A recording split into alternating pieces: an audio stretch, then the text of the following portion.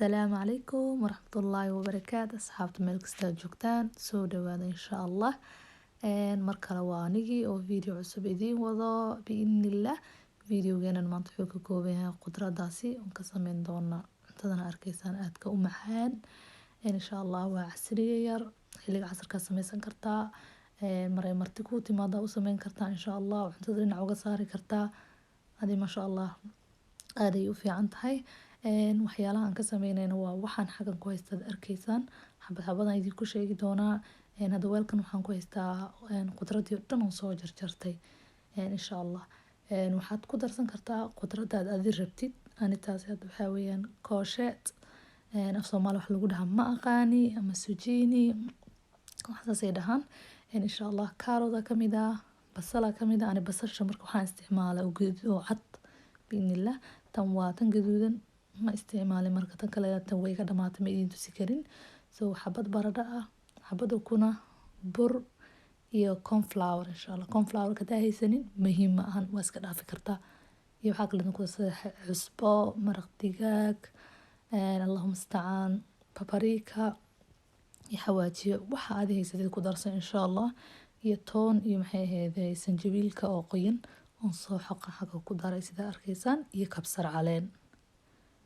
marka inta kabsar caleenkan oo ku darsan kartaa hadda haydin waa iska dhaafi kartaa biidnillah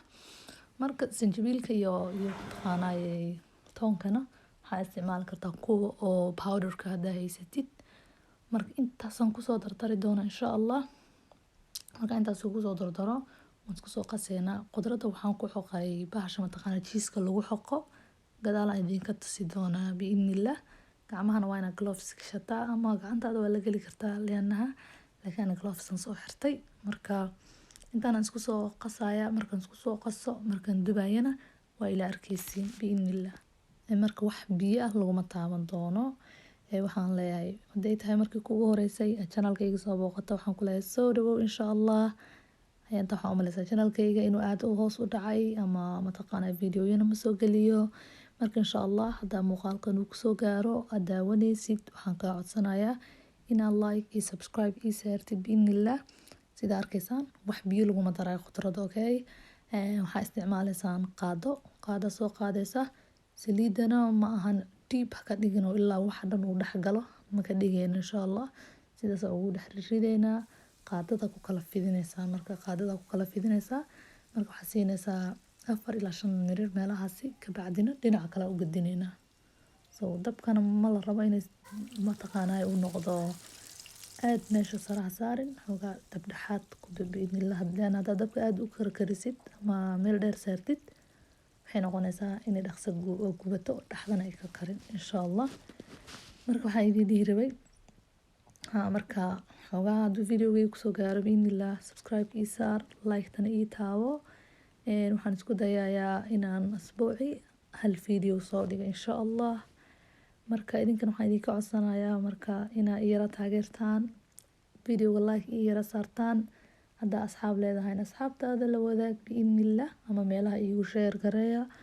insha allah waa aragtiin waa iska bilbilow marka intaasaan idinka codsanaya ilaahay idinkiis marka inta hadda qaybtii labaad hadda kusoo shugaya sida arkaysaan markaan kusoo dhameeyana sidii kusoo baxdo waan idin tusayaa biidnillah marka waa kasaa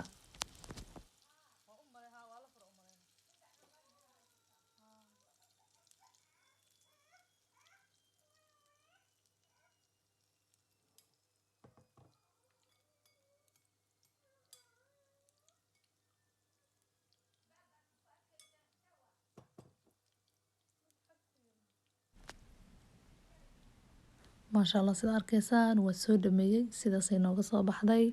wax waqti kaama qaadanayso waa cunto yaro aada u macaan xilliyada afurkaa la sameysan karaa haddaa sooman tahay